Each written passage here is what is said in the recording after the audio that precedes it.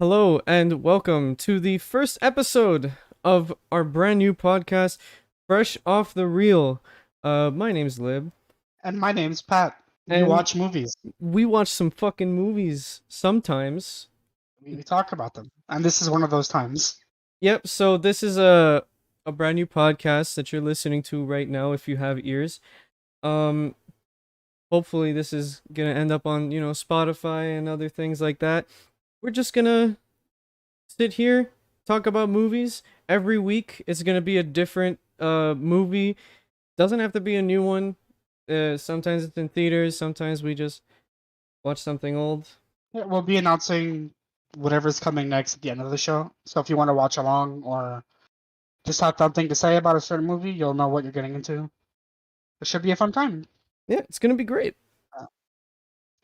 Plan eventually is to do some in-person stuff too, so YouTube will have some better visuals than whatever's currently in the oven for that. Yeah, We'll see. yeah, right now we're recording on Discord, so there might be some delay between, or we might like talk over each other. We'll see what happens. Yeah, for now things are like temporary as far as it's set up. Hopefully we'll make this as enjoyable as we can. Yeah. So if you're wondering what kind of movies we're going to be featuring on this podcast, it's literally anything. It doesn't even have to be a movie too. We could do TV shows. When we talk about a TV show, we're going to do the whole show as a whole and not each individual episode. Yeah, we already have some shows lined up. We'll talk about those more later because one of them actually has to do with a segment we'll be getting into a little bit. Oh yeah, that's true. I think that's pretty much it.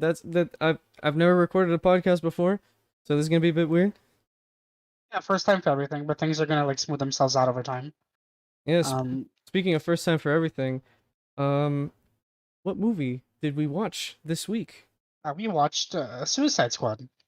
No, we watched The Suicide Squad. Different movie. Right. Yeah, the James Gunn one, not the David Ayer one. Yeah, the God forbid we ever watch the David Ayer one again. Well, I did have to watch the David Ayer one. And that's a problem for you. Because I did not. I did my time. Just like they did at the beginning of Suicide Squad. Anyways, let's talk some cinema. So, what happened we watched in this movie? So a brief little summary of what happened. Amanda Waller, on behalf of the U.S. government, sends a covert team of very bad dudes who served prison time. Oh, one of them shot Superman. Oh yeah. To Corto Maltese, I'm pretty sure I'm pronouncing that wrong, on a mission to find and destroy all evidence of Project Starfish. Spooky.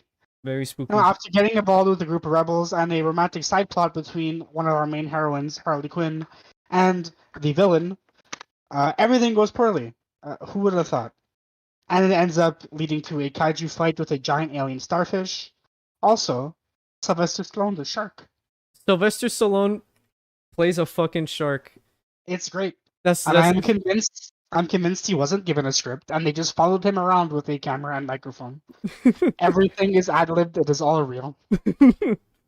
And the scene at the beginning of the movie where Shark was reading a book upside down, that was real. That was Sylvester Stallone reading someone else's script because he wasn't given his own. So that's what happened in this movie. Now, but right off the bat, comparing this to the original, it's fucking night and day. This deserves an Oscar compared to the original. And the original won an Oscar, so if that one did, this one definitely deserves it. There's gonna be some comparison with the original. I'm gonna try not to like overly blast the old one because I have very strong opinions about that one. So do I. But it's kind of hard to avoid the comparison. This is supposed to be a soft reboot, kind of. It did follow some drama in real life with the director and the two studios. So there's a lot to point out to the original compared to this one. But I'm going to try not to go too deep into it. Yeah. Because the original sucks. It's one of the worst movies I've ever seen. Yeah, and that's saying a lot. Yeah. Yeah, so what would you give this Suicide Squad on 5. Just to throw that out there. Um, I gave it a 4. That I gave it a 4, and then I watched I watched, whose review was it? I don't know, some YouTuber's review. I forgot the name. Um, on YouTube, and then after watching that, it pointed out some things I didn't notice. But it was still a 4 to me. 4 out of 5. Yeah, I agree. I also gave it a 4 out of 5. I've seen it one more time since we originally saw it. And I've also looked into other people's like reviews, and I also learned a couple things. I walked away feeling a little less strongly towards things I liked more when I first saw it, but overall, I'd still give it a 4 out of 5, Mm-hmm. 8 out of 10. Yeah. It might juggle between a 7.5 to an 8, depending on how I'm feeling. But overall, a really solid movie. Without question, it is the best of the DCEU at the moment. Yes. It's some of the best superhero stuff I've seen on the big screen in a good while, I'd say. I really enjoyed this. I had a fun time. Yeah. Like especially after, well, I know we're not talking about Marvel right now, but right before watching this, well, a couple weeks before, I think we watched Black Widow. And it was kind of a disappointing superhero thing. Yeah, like this, especially compared to um Black Widow, what we saw recently. That's like the most recent superhero thing we got to see in theaters. Yeah. It was that, and then like Spider-Man, but that was like pre-COVID. Yeah. Oh So yeah. Yeah. We I, watched you know, Spider-Man. compared to Black Widow, which is the most recent thing, this is definitely a step in the right direction for the genre. James Gunn continues to knock it out of the park. Yeah. He's Um, he's like there's a way he makes movies. Like he thinks of the superhero thing as like an afterthought. In my opinion, like he makes the movie to be fun and energetic, have a lot of action. Like we saw that in Guardians of the Galaxy. Not as much in Galaxy 2. Wasn't a lot of action in that one. But in this game's just game. This movie. I'm used to talking about games. This this movie, movie is just pure testosterone, and I freaking love it. Like James Gunn, yeah, James Gunn's a giga Chad. yeah, James Gunn has always looked at the genre as something that no one strived to really redefine. Everyone kind of found like what worked, and that's something Marvel has been doing for a long time. Yeah, But they it's a found what worked and they genre. stuck with it. It's a genre with endless potential. 'Cause, But like, just it's a not many directors yeah, feel like taking it beyond what's been done.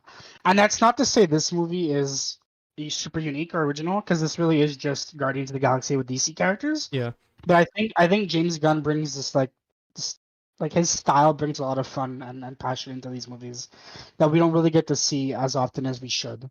At least I think. We can like talk about the James Gunn situation a little bit, yeah. We because can. I mean, it's before we relevant. get It's relevant to the it, movie. yeah, it is relevant to the movie, and it's also before we it gets lost to us talking about the movie. But so I want to say 3 years ago, James Gunn was fired by Disney. Um, just as Guardians of the Galaxy 3 started production because of some uh, n- kind of poorly aged jokes he made about a decade ago. Yeah, Now, the content of what he said is not something we're going to discuss. That whole debate is not something I want to get my hands into. nope. But the point is, he was laid off at the time. DC offered him the chance to make the Suicide Squad movie after the failure that was the original David Ayer version. He took it. He went to DC. He ended up making amends with Disney and Marvel, and he went back. And he's back for Guardians 3. He helped write the Guardian stuff in Avengers. But he's getting the best of both worlds, right? But this one just feels like such a great like love letter to Yeah. ensemble outcast superhero team ups. He just really knows how to work with team up movies like this, and it was like going back to Guardians 1. He really knocks this one out of the park. It felt so fresh. It felt so new. It was what the first movie really should have been. I I'm not agree. I'm not an avid reader of the comics. I don't read the comic. I don't know what the Suicide Squad is like in the comics at all. Do you know? I've read like some stuff. I'm not a huge DC reader these days, Hmm. but I think in terms of tone, the first one is in the right direction, but it kind of gets overly edgy. It goes a little too far with it. Yeah. And this one kind of it doesn't go like the deep seriousness that I think the comics go through, but it has enough of that with some of James Gunn's just like lighthearted fun that they found they struck a right balance with it. Yeah. Well, that's what the James Gunn that's it with the James Gunn situation that happened. It really just feels like a love letter and little bit of Yeah, a little bit of spite. It feels like a little bit of yeah, spite. you definitely feel a little bit of spite in this. Like it's like, oh, making Guardians again, but better, and you could argue that. But It's like spite against the original and against Marvel's. Like, look, see, you could still make a good movie without you. yeah, exactly. And it worked out. He in the end he gets the best of both worlds. Yeah. He gets the pitch for both teams. He's making his paycheck. He's making movies he loves to make. Martin Scorsese would say it's good. Uh, it'd be a good theme park ride. Martin Scorsese quote. Yeah, let's talk about the movie. Yeah, let's talk about the movie. Let's talk some cinema here. So Um, go so ahead. You can yeah, start. I'll start. I'm just gonna mention like some of my favorite parts of the movie. Um, definitely, my favorite character. I'm gonna say, was I. Okay, look, I'm not good with superheroes. Okay, don't remember their names. Idris Elba's character. What was his name? Deadshot? No, that's the Oh, first one. that's the first one. That's Will Smith. That's Will Smith. That's a different actor. That Bloodsport. That's his name. Bloodsport. Bloodsport. Bloodsport. I love the rivalry between Bloodsport and Peacemaker, John Cena. It's it's so funny to watch it unfold. There is a big moment at the end, very climactic, where John Cena and Idris Elba. John Cena's got a gun to Ratcatcher, right? Ratcatcher too. Yeah, he's got a gun to Ratcatcher, and then Idris Elba comes in and murders the Yeah, fucker. murders in quotation marks. Oh well, yeah, Spoilers. murders in Yeah, quotes because he did do it yeah, for the greater good, you know. yeah. But also like he's alive in the end. Just for future reference, we are going to be spoiling the movie. Oh yeah, Uh, I mean, yeah. yeah, Peacemaker is alive at the end. He's getting a show, so no one's really surprised. But yeah, I agree. I think their little rivalry was built up really well throughout the movie. They have a lot of really fun back and forth banter. It's great. Both actors are phenomenal. Uh, I think John Cena is great in everything. If he's in a movie, I'm watching it. And Fast and Even Furious is great. Ferdinand. Everything. He's in the Fred movies, and he's great in them. He's in the He's Fred movies. I Yeah, he didn't plays know Fred's that. dad. He plays Fred's dad in the Fred movies. I didn't And know. and there's this part where he takes Fred and he just like puts him over his shoulder and like slams him into a table. It's amazing. he's he's just so good in everything. That's fucking amazing. Now that makes me want to watch Fred. I don't know if they're worth it, but John Cena's great. Idris Elba is also fantastic, and He's their also fantastic dynamic. in everything. Yeah, their dynamic is so good here. Like they have this really fun, but also like overly angry back and forth. It's so Yeah, good. and at the end, in that scene where Bloodsport kills kills shoots at Peacemaker because he's not dead. They do this great callback to the beginning of the movie where because their powers seem like they're exactly the same. Like they're both really good shots, and that's pretty much it. They have this back and forth at the beginning about who's better, and then Peacemaker makes a comment about he uses smaller bullets, so it's technically harder for him. Technically he's a better shot. And then they do that callback at the end, and I loved it. I loved it because they Yeah, it's had it's really good. It's like Chekhov's gun, right? Like they mentioned earlier in the film, yeah. and you think it's just a pissing contest, but it does come back later, and it's really cool. Yeah, and I wasn't I don't know if you did, but I didn't see that coming. I didn't either. Uh, I thought it was gonna be a one-off, like, oh, I'm better than you line. yeah, I didn't think they were actually gonna use it at some point, especially because we see both of them shoot throughout the movie, and it doesn't like they don't really call attention to the size of their bullets. yeah, So the fact that it comes up again later, is just really fun. and they do this It's really well great, handled. slow mo shot of the bullet going through the other one, hitting John Cena. It's so good. I love that shot. Also, like it also ends just as quickly as it begins, which I really appreciate. Like they don't linger on it. Like Idris Elba shoots and he's like, "Yeah, I knew I was gonna win. I know I'm better," and the scene just continues along with the story. Mhm. They didn't take the time to stop and like have him boast. It's just really well handled. Yeah. And another thing, 'cause I want to mention something about Polka Dot Man. I think it's David, someone whose last name I can't pronounce. I'm seeing in a lot of places, like I've seen in on Instagram, I saw on Letterboxd a bit of people just not liking this character, like saying he's a bit too cringy to watch and stuff I like don't agree that. with that. I loved him. I thought he Yeah, was great here. I loved them. I thought it was great. I thought it was a really good dynamic between all like Pacemaker and Bloodsport and King Shark. They're all kind of like they know how strong they are and they boast about it a lot.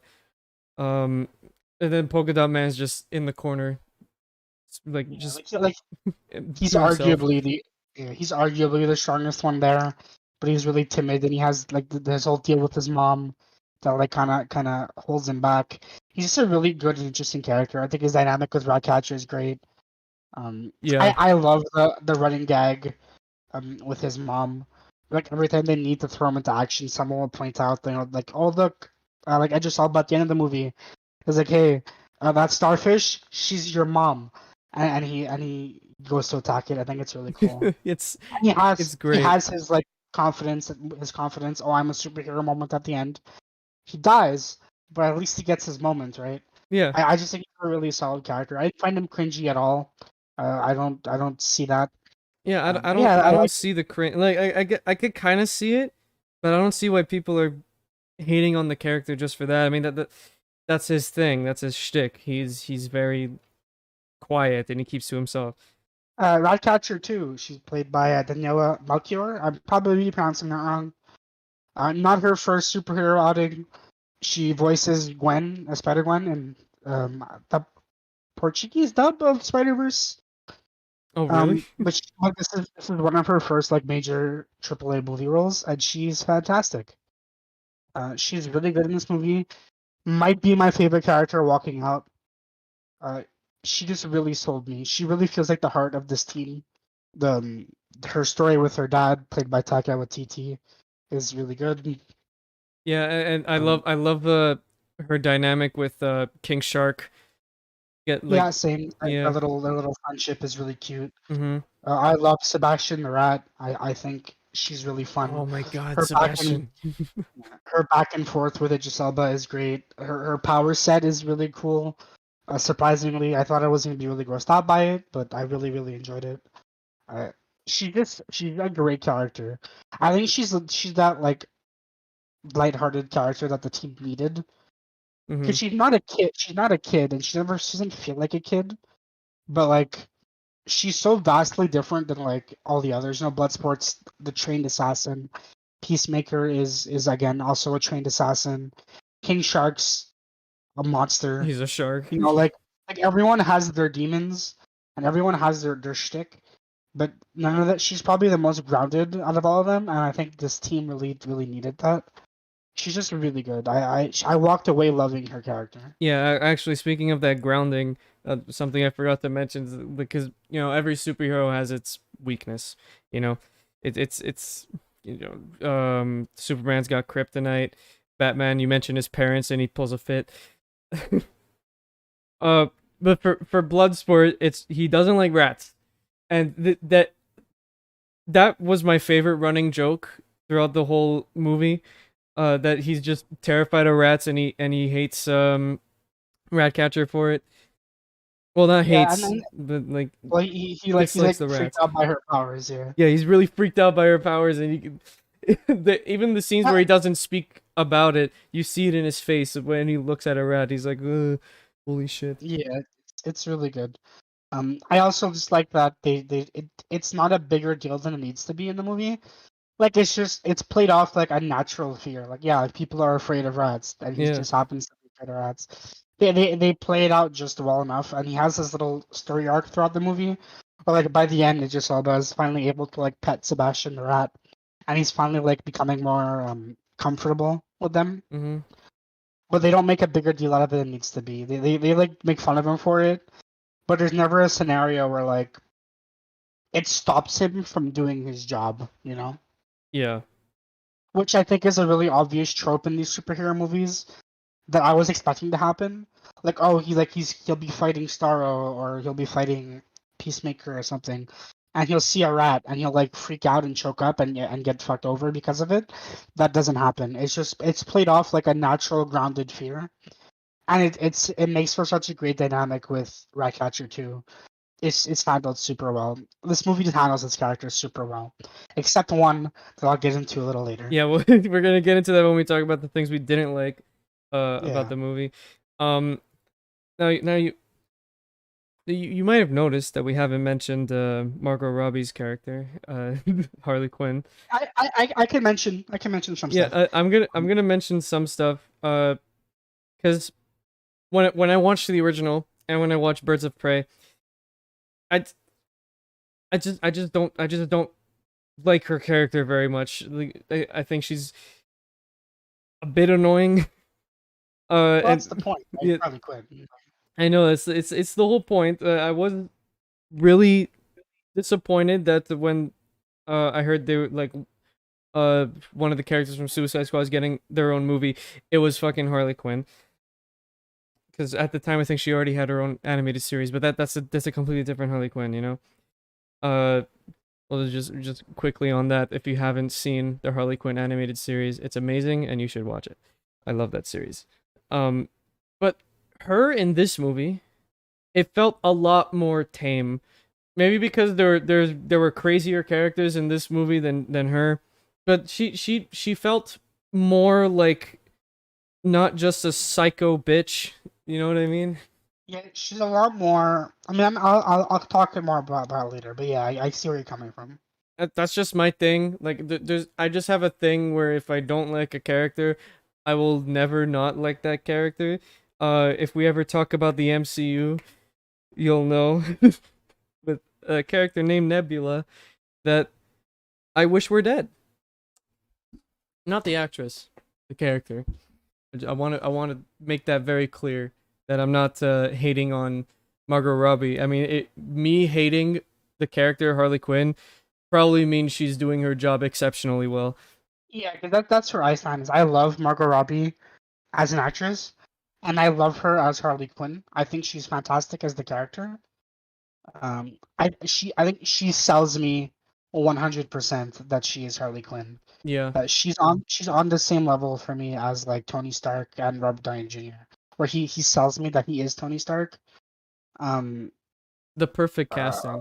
the perfect casting, but I think she's kind of wasted here. Yeah, well let's start getting into that. I don't know if you have any more things you want to mention about things you liked. I think okay. I got more stuff to say. I got more stuff to say. All right, then say I think the movie's shot super well. There's a lot of great like one-off shots in here that I just love, and I still think about like many. We're days after having seen it, and I'm still thinking about it. That when Rick Flag, who I'll also talk about, because Rick Flag is back in this movie. But yeah, when Rick Flag is fighting Peacemaker, there's a shot where we only see the fight through Peacemaker's helmet. It's on the floor. The shot's a panning shot of the helmet, and we see them fighting. I yeah, thought that was great. that was awesome. But to go back to Rick Flag, he's great in this movie. He's in the original. He's not in Birds of Prey, but he's in the original Suicide Squad, and he sucks in that one. He doesn't add anything to the team. He's just kind of there. He doesn't do anything exceptional either. But in this one, he really feels like a member of the group. He's the actor. I can't remember the actor's name. Oh, Hold on. it's Joel Kinnaman. Yeah, Joel Goodman. Wait. Yeah, he's fantastic here. He really brings out Rick Flag's personality more. There's a great scene right as the group meets with him at like the halfway point, where he's speaking with the rebel leader, and like he's they're making their plan, and they're like, oh well, since we're attacking Jotunheim, we're attacking Starro, everyone is gonna be after us, so you could sneak in and go kill the enemy warlords, and like it's just a really like cute scene. His character's way better in this one. Like I remember while I was watching the first Suicide Squad that I kind of forgot that he was even in the movie. He didn't Yeah, add anything. he really doesn't. He's just the gunman in the original, and like that's still the case here, and especially in a team with two other marksmen, you'd think he wouldn't stand out as much, but he does a really good job. Yeah, and because one of the major problems that I had with the original Suicide Squad was when they tried having an emotional, serious moment. It just they either did one of two things. They either followed it up immediately with a really terrible joke, or they just flopped the whole emotional moment. Like there's just I don't feel any sympathy for these characters. And they did that with his character. I think what was it? It was his girlfriend or something. Was the Enchantress, yeah, like yeah, the that was the Enchantress. whole emotional core of the first movie. So like Rick Flag's girlfriend becomes the Enchantress, and that was his motivation for being involved in the first place. And it never really stuck the landing for me. I never bought their relationship. I never bought her as a motivation for Rick Flag to want to get involved.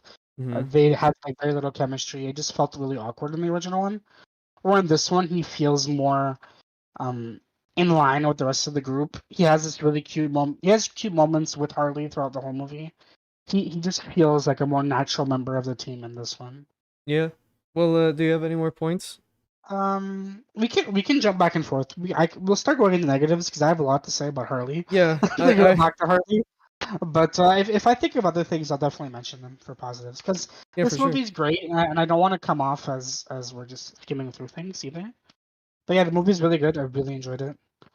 Yeah, no, remember this is a it's we both agree that this is a 4 out of 5. Yeah. With that, oh wait, Capaldi as a thinker is great. He's only in it for a short part of it, but Capaldi is really good. I love him. Yeah. He really pulls off the thinker well. Starro actually. Let's talk about Starro a bit because I love Starro. I think the CG on Starro looks great. I think the practical effects on the babies, like when they're flying in the air, it's CGI. But when they're on the characters' faces and like they're being controlled like zombies, those are practical effects, and they looked really good. Yeah, they looked great. I think I didn't go into this movie expecting a kaiju fight, and I'm really happy we got a kaiju fight. For me, it felt like a bit out of place. I mean, like I should have been more lenient about it. I was like, okay, it's a superhero movie. There's gonna be some weird shit. Because like again, going back to the original, there was just what was it, like an ancient civilization, and they just want to end humanity, something like that. Like they used to Oh, worship them, and now in this one, it's like now it's a giant alien from space. Now maybe it's just because I'm not used to DC. I know DC has a lot more, extraterrestrial. yeah, has a lot more extraterrestrial and like grotesque stuff than Yes, Marvel does. Starro definitely is weird, like design wise, especially compared to the normal superhero shtick. But something I appreciate about Starro on this one, especially compared to the original, is DC movies are like superhero movies in general, but I find especially the DC movies always resort to end of the world scenarios that the heroes have to get themselves out of, which is fine. But a problem I had with the original is the team is severely underprepared to handle this threat. And two, Suicide Squad has characters like Batman and the Flash in it. and the movie kind of just pretends they don't exist, because there's no way a scenario like what happened in the original Suicide Squad would ever happen, but like someone like Batman and the Justice League wouldn't get involved with. It's just really convenient that they don't. Whereas in this one, the team goes into this without really knowing what's happening. They're not expecting a kaiju. Yeah. It's in a completely unrelated country, so the heroes would only really find out about it while it's happening or after the fact. And three, the movie establishes really early on that Superman is not available. So it completely writes out the possibility of just, okay, well, why didn't they call Superman to save them? He's not an option. He's in a hospital because Bloodsport put him there. And so I think this movie handles that, like, because this is another end of the world scenario. Yeah, If it Starro is. would have been able to like get out of that country and go into the US and go across the world, it would have been an end of the world scenario. And this team is also severely underprepared to handle this threat. Two of them are gunsmen, right?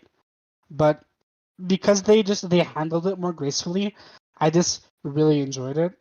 And I found Starro much more fun visually than Enchantress was. Yeah, Enchantress was Enchantress very, was really boring. yeah. Whereas like Starro's big, colorful, it speaks kind of. I just really enjoyed it. I thought it was cool, and it's a good use of a character we'd otherwise never see in these kind of movies. Because realistically, we're never gonna see stuff like this again. It's just that it is by definition a stupid comic book character, right? And only James Gunn would put these stupid comic book characters into these kind of movies. Yeah, So I really like Starro. because like with James Gunn, like you would have never expected. Like again, I'm not an avid reader of the comics, but you would have never expected like Eagle the Living Planet in an MCU movie. Who played him? I forgot who it was. Fuck, I should know this. Kurt Russell. Kurt I Russell. sh- it's Kurt Russell. It's Kurt Russell. Uh, Kurt Russell played a pretty good part there. But I think having the villain without a voice, like it doesn't speak, it's just this big looming threat, that could spawn a billion others of itself, basically turning the entire world into zombies. I think that worked a bit better than James Gunn's other villains. I agree. Again, like I don't comic book movies have to ground themselves in reality a little bit because you need to get the general audience to come to see them, right? Yeah. So we're never gonna get proper adaptations of certain things from the comics. Like I don't think we're ever gonna get a proper Galactus adaptation, just because Galactus as a concept is just so like dumb comic book shitty. But I think James Gunn was able to capture just the stupid comic book shit aspect about Starro, and he just did it very really well. Yeah, I didn't even know it had a name, so that's cool. Yeah. Um, visually, again, since we're talking about Starro visually, visually the movie's great. The effects are really good. I love the scene with Harley when she's using the javelin to like Oh attack the yeah. guys, and instead of blood, it's like flowers popping out of it, and it's a really really small attention to detail. But because flowers are coming out of the javelin instead of blood, when she exits the scene, the javelin is not covered in blood at all, and you still see the flowers in the background. It's a really really small attention to detail, but I really liked it. Yeah, I really liked another scene that I liked with Harley and the Javelin when she like jumped into Starro's eye, and you're expecting like it's gonna be really gross, but it ended up being like a really Really, like a really yeah, it's really nice beautiful. looking like pool of super clear just water slime whatever it was. Like it's like veins and blood, and it should be gross because it's an eye, Yeah. but it's just really like majestic, beautiful scene. The music really helps with that. Harley's reaction to everything helps with that. It's just a really cool scene. The cinematography in this film is excellent, and compared to the first movie and even Birds of Prey, like Birds of Prey also had some of those pretty lots of colors, different like imagery shots. This movie just did it way better. Yeah. Everything is just way better. The first one is kind of shot pretty. I mean, the first one is a Zack Snyderverse DCE movie, everything is like super monotone. Everything is gray and dark and ugly. Even Batman Shots makes an appearance. shots are very basic. I don't like how those movies are shot. This one, being James Gunn, it really took a step up in that regard. It's shot super well. There's a ton of great establishing shots. The cutaways and transitions in this movie are fantastic. I love the title cards in between like each act. I believe this movie has 5 acts, and the Uh, transition to all of them are yeah. great. I just really enjoyed it. James Gunn has brought this like beautiful, fun like aspect to this movie that I cannot get over. Yeah, I'm glad you mentioned title cards because as this podcast goes on and as we do more episodes, you're gonna realize that I'm a big title card guy. I love title cards, and if they're done well, it gets me so happy, makes me so happy. And this movie's title card for the title of the movie, and like you said, transitioning through each of the acts, there was a really cool title card. Um, I don't remember all of them right away. But they were great. They fit in. They didn't just like it wasn't like in the first one where they just put a title card wherever they thought it would be good. Like I'm gonna say the only part I liked a lot about the first one was when they were introducing the heroes and they had all the neon like marker going on everywhere. Do you remember that? Yeah, I do. Yeah. Yeah, they didn't do that with the introduction of the characters here, like where they had like a title card for each of the heroes' names. Uh, For good reason, and mind you, that's another thing I want to talk about before we move on to negatives. Yeah, yeah. go on. Um, it's they did it really well. This title, I like on the lib title card scale for the title of the movie, not for the transitions, for the actual title of the movie. I'm gonna rank it at a 10. I'm giving this one a 7. Very good title card. Yeah, that's a really good title card. Just to go into something you were saying, because at DC Fandom last year, that's when this movie was officially shown off for the first time. That's when we got our title cards for the whole cast and all the characters. And as soon as that happened, um, everyone kind of expected like half these characters are gonna die, right? It's called Mm-hmm. Suicide Squad. This is way too many characters. At least half of them, if not more, were gonna die. And I loved the first 15 minutes of this I movie. loved it so much. Like at first, I thought it was like they were dropping us in, and I was like, okay, it kind of feels like we skipped the We're first rushing half of the into it, movie. right? Yeah. Yeah, but it's handled so well. It's played the way the characters are being played, right? So Mm-hmm. like the characters don't know this isn't real as much as we don't know it's not real. That they're actually the bait team. And it's the way it's handled where like we they're sent on their mission and we get a bit of their personalities before they kick the bucket. We Right? And then fucking weasel. now all that happens only to find out that they're actually the distraction team, and that's when we cut back to 3 days earlier or 30 days earlier, and we get the proper establishment for what's going on. It's really good. I love Um, that. And actually, speaking of that first team, we got a returning character there. We got Captain Boomerang, right? That's his name. I think everyone expected him to survive the movie, because he was from the original and because he's actually a big Flash villain. But he's gone in Yeah, the first 15 minutes. he died. He died at the beginning. Savant, Michael Rooker's character, I expected for him to live a lot longer, if not through the whole movie.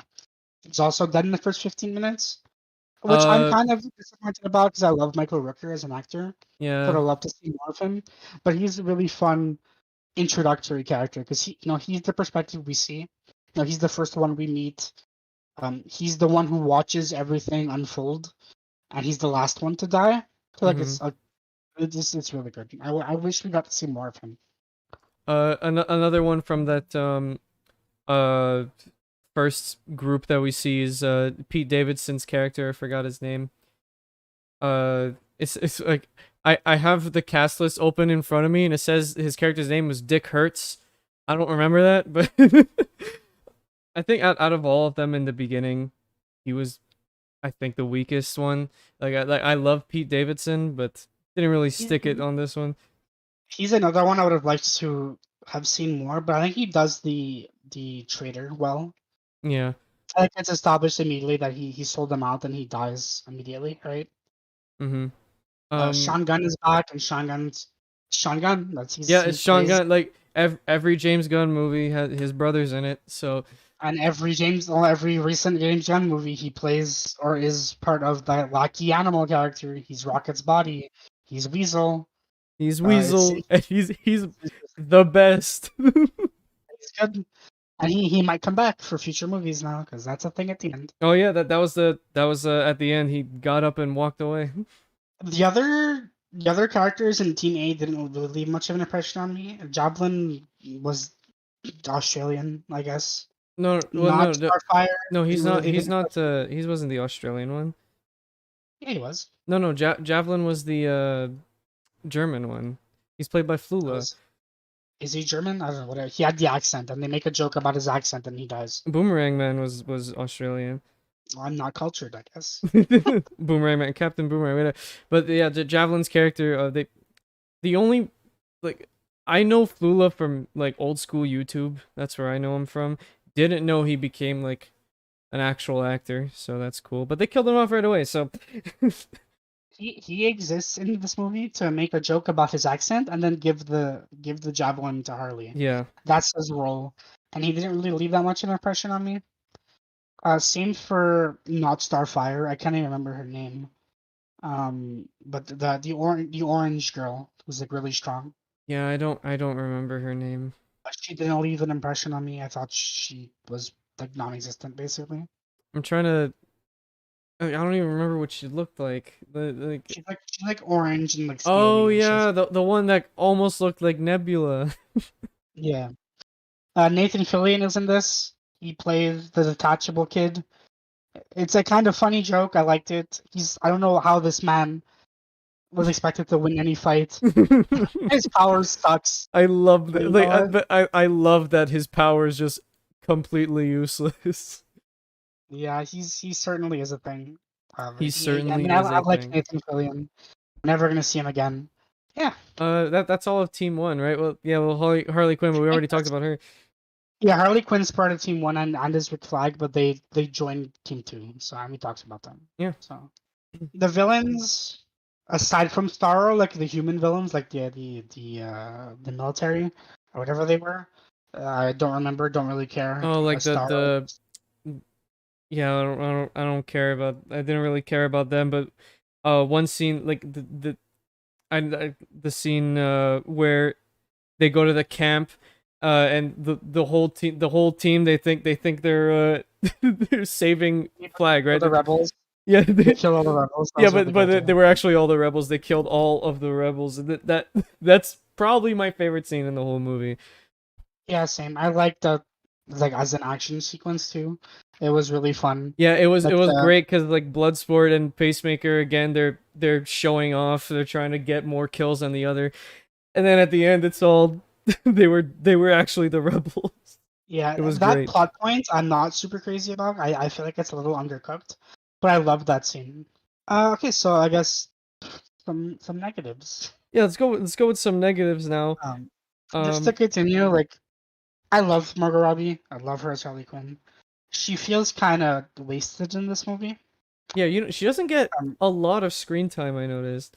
she doesn't get a lot of screen time, and she feels pretty disconnected from the rest of the team. Yeah, Like she's part of Team A, which gets swept for the most part, and then she's off doing her own thing for basically half the movie.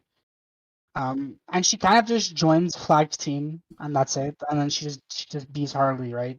She doesn't feel connected to the plot at all. She doesn't spend a lot of time with the team, so she kind of feels wasted here, and it feels like the studio forced Gunn to put her in because she is the face of this yeah. franchise.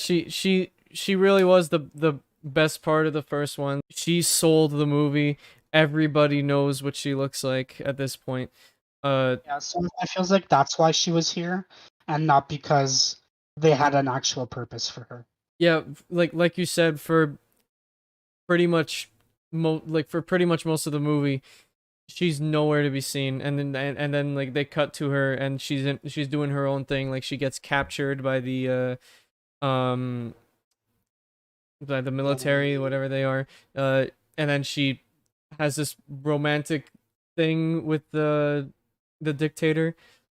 Yeah, for like one scene, and then that leads into like Rampage, Oh, right, and right, yeah. it's a really good scene. I love that scene, but it feels so disconnected from the rest of the movie. That aside from that one joke where Team B is trying to save her, and like she meets up with them, and she'll Yeah, be like, "Oh, I was gonna oh, mention that. Yeah. if you really want to do with your plan, if you really want to do your plan, I could go back inside."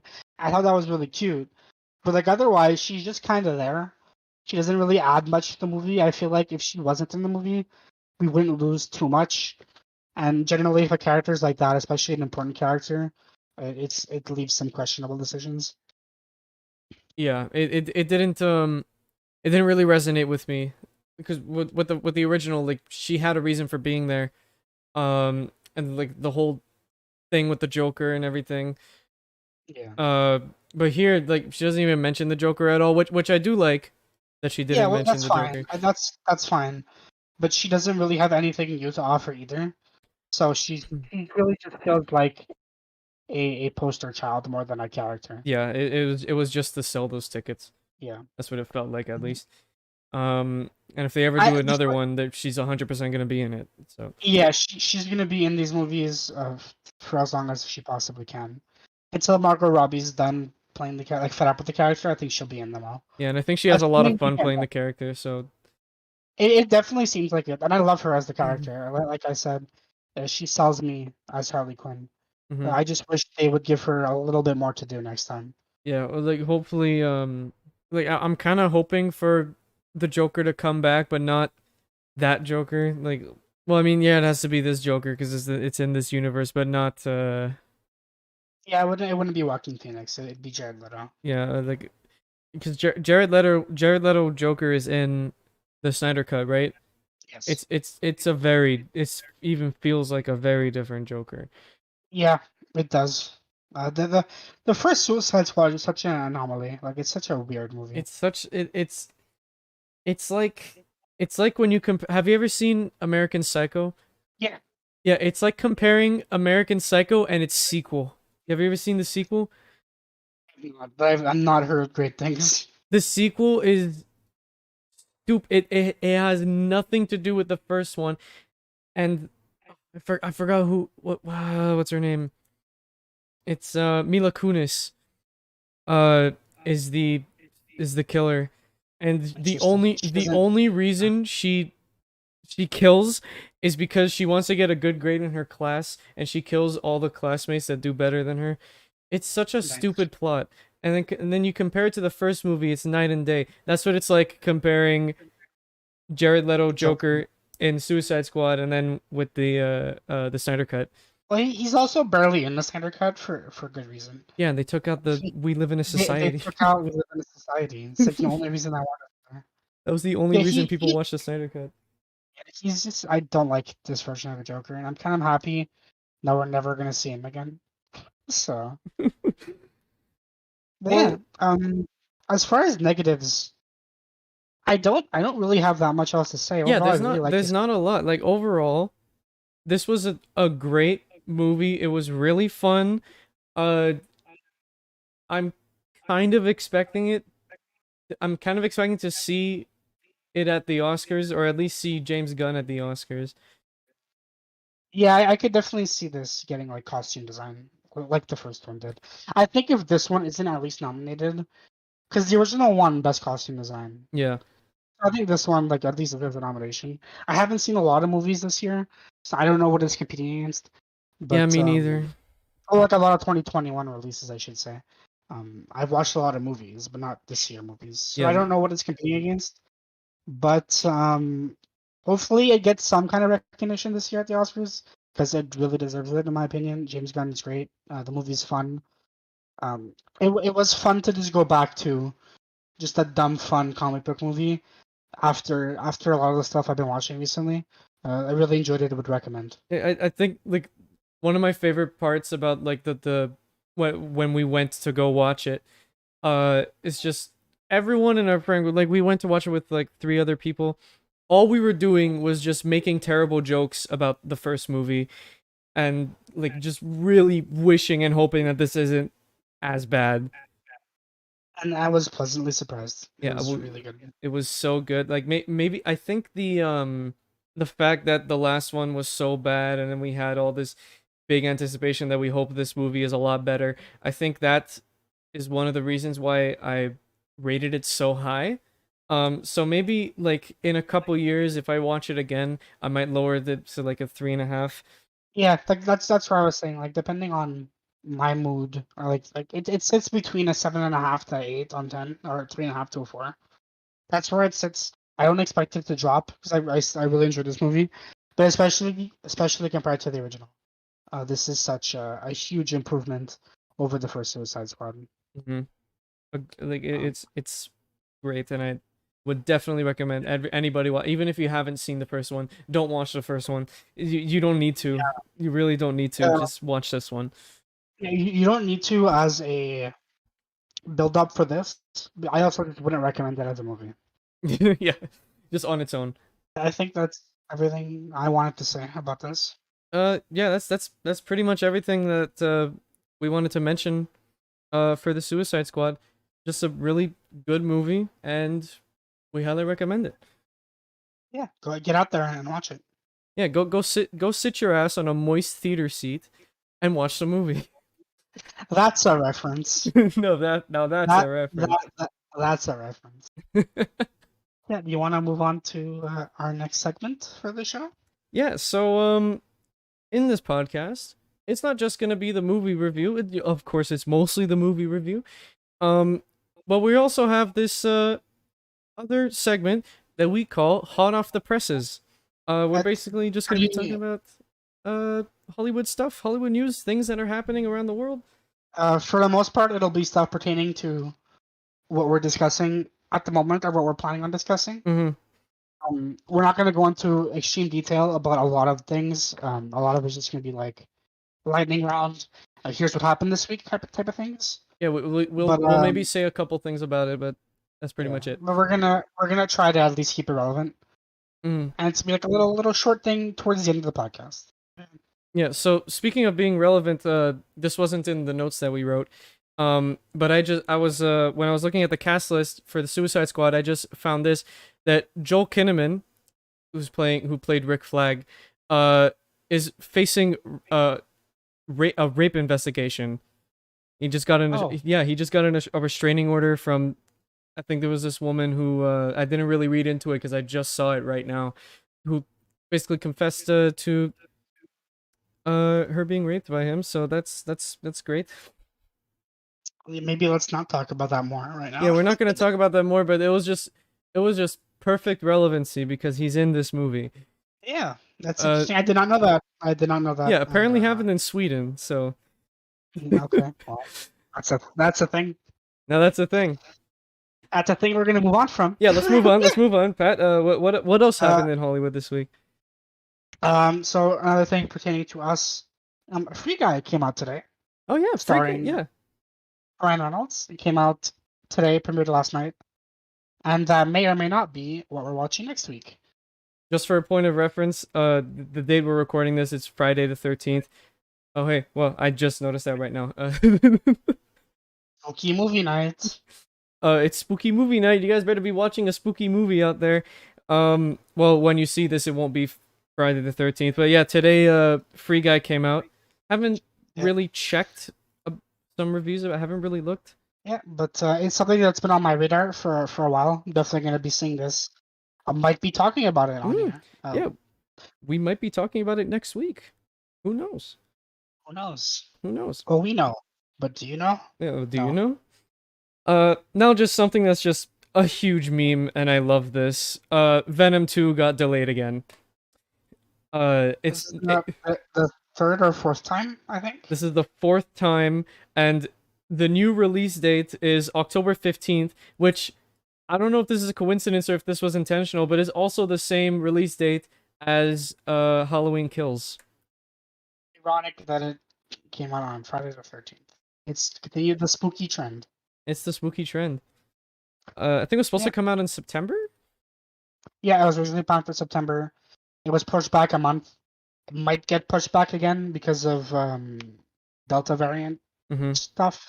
More importantly to me is because Venom 2 is delayed, it is highly likely that No Way Home is going to get delayed, Yeah. as well as any other Sony productions that are coming out around the fall. So we're going to be keeping an eye on that. Hopefully things calm down.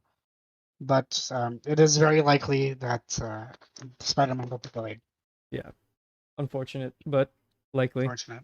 More superhero stuff. The Moon Knight suit got leaked today. Oh Um, yeah. I heard people are getting banned for sharing it on Twitter because it's not supposed to be out there. Mm. But I have to say, it looks good. Yeah. Pat sent me a picture of it before we started recording. It looks it looks really cool. It looks really cool. Moon Knight is being played by Oscar Isaac from Star Wars. Hell yeah. Really excited. Really excited for this show. Suit looks great. Yeah. Moon Knight. I was actually introduced to Moon Knight really young. Like I knew about Moon Knight before a lot of people did because he was a character in a game called Spider-Man Web of Shadows. And if you played through because there's a good ending and a bad ending, and if you played through to get the good ending, Moon Knight is one of the characters that helps you through the game, and it's actually really cool that they featured him in the game. Especially since I think that game came out in like the early PS3 days. Moon Knight didn't really have a name yet. Yeah, I mean Moon Knight still doesn't. He's a character. He's been around for a long time, but he was never like a mainstream popular one. Hopefully, the Disney Plus show changes that because Moon Knight is really cool. Mm-hmm. I've read the comics. I don't like this comparison, but it's a generally accepted comparison. He's Marvel Batman. Batman's cool. Moon Knight's pretty cool. He has like a multiple personality disorder where he'll have different personalities, and then each personality will have its own completely different life. It's super cool. Really excited for the show. The suit looks great. We can't show it. That's all I have to say. Yeah, we unfortunately can't show it, but maybe if you do some digging, you can find it. You could definitely find it out there. It's on Twitter. Um, Uh, something that's really close to my heart. Really close to my heart. I love Star Wars, and I, I thought she already had one, but Carrie Fisher, who, played Princess Leia, of course, is getting a star on the Hollywood Walk of Fame. that's cool. I also thought she already had one, Yeah. but She died in 2016. I thought, like, even before that, I thought by the time episode 7 was released that she would already have a star on the Hollywood Wall of Fame, because she's not just in Star Wars, you know. yeah, but she is known for Star Wars. Yeah, she's known But for Star Wars. she is a big enough name. So it's weird that it hasn't happened yet, but at least it's happening at all. You know, a little late, but better late than never. Mm-hmm. Here's another thing that's close to both our hearts. Yep. It's also not really big news. Daniel Craig continues to hate playing James Bond. I think he said that he hates playing this character at least once after every single movie he's been in since like Quantum of Solace. Yeah. It's clear he does not want to play this character anymore, and he's only in it for the paycheck. But you know what? I'm all for it. I love Daniel Craig's Bond. I love I'm Daniel excited Craig. for No Way to Die. I hope he comes back for 10 more movies and they all make him miserable. Like I think he said it on this occasion when he said it, I think he said he'd rather slit his wrist than play Bond again. So Yep. And this is his last. This is his last one. this is his So last one. I hope. Um, I hope this means he had fun with it. yeah, like because of course he's not just good in the Bond movies. He's in Knives Out, and Knives Out's one of my favorite movies of all time. Fantastic I movie. love him in Knives Out. He's coming back for the sequel. I'm super excited. It's gonna be great. Yeah. And lastly, this is not really big news. I mean, it's kind of expected, but Emma Stone is returning for Corella 2. That's a thing. That's a thing. And also, I think like Emma Stone's suing Disney for the box She's office opening. she's thinking about it. She's thinking I about think it. I think she's probably waiting to see how Scarlett Johansson fares. Mm-hmm. But it's on the table. Well, just quickly on the Scarlett Johansson thing, if you didn't know, since Black Widow came out simultaneously on Disney Plus and on in theaters. It costs for us because we live in Canada. It costs $36.99 to watch it on Disney Plus, but it costs considerably less in the United States.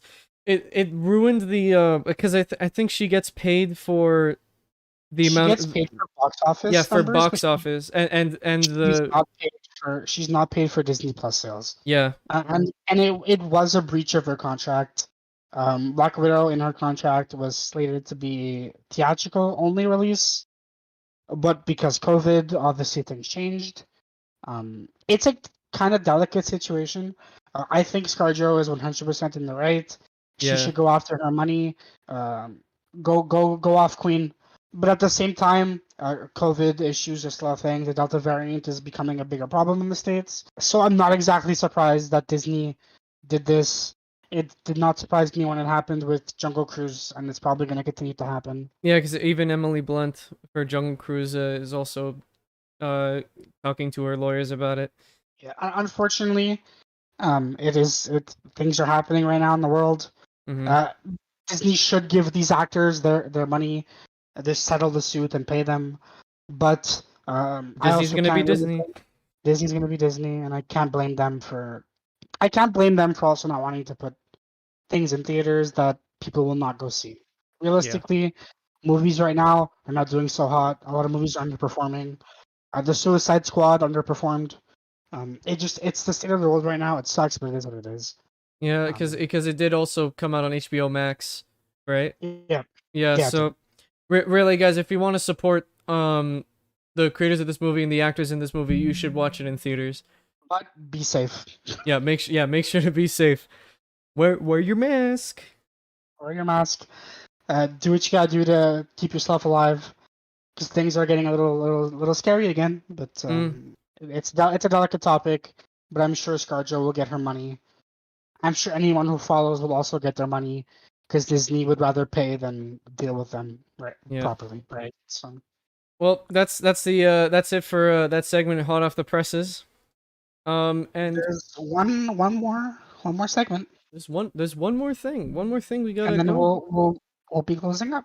Mm, So to expand our watch lists or libraries, I should say, of like things we've seen, our backlog. Lib and our backlog. Lib and I decided to do a little recommendation game where every week, one of us will recommend the other a movie, and then the following week they will discuss it, and then they'll recommend the other a movie. So this week, that's with poor explanation. But this week, I'll be recommending Lib, who has not seen La La Land, to finally sit down and watch La La Land, because I love this movie and I I want everyone to watch this movie. I haven't seen La La Land. I gotta watch it. It well no. I was about to say it won Best Picture, but it didn't.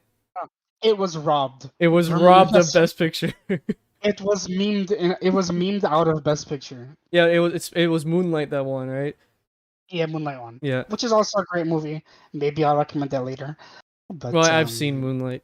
okay, so you've seen Yeah. Moonlight. Never So mind. yeah, it's a surprise that I've never seen La La Land before. So yeah, I'm gonna watch it. It's a yeah, how this segment's gonna work, like Pat said. So the next episode, next week, after we talk about the movie that week, and then we do hot off the presses. After that, I'm gonna talk about what I thought of La La Land really quickly. It's not gonna take too long, maybe like less than 10 minutes. Um, and then I'm gonna recommend Pat a movie, and then he'll do the same thing on the next episode. Yep. So like a little back and forth hot potato with movies. Mm-hmm. Until we eventually run out. It's probably never gonna happen. Yeah, it's Because probably never. my backlog's long. My backlog's So even longer. yeah, we'll be doing this for a We're while. gonna get backlogged. Yep, we're gonna get backlogged. So yeah, um, that's it. That's the end of the show. yeah, that's the end of the show. Thank you guys so much for taking the time to listen. Tune in next episode next week, because well, we teased it before, but we are gonna talk about Free Guy. The brand new Ryan Reynolds comedy. Yeah, it's about video And it's games. about that's something we both do. We both play video games. Speaking of, right after this, we're probably gonna go play some zombies. So If you want to see that, our Twitch links will be somewhere. Yeah, they're probably going to be in the description of the YouTube. So if you're listening to this on Spotify, if this does end up going on Spotify or Apple Podcasts, um, then make sure to check out the YouTube channel. It's going to be of the same name, fresh off the reel. You know, our cover art, you're probably seeing it on the screen right now. So just look for that. And you're going to find all of our socials there. Hope to see you again soon. Yeah, hope to see you in a theater near you. Oh, Ooh, topical. topical. Good night, everybody. Night.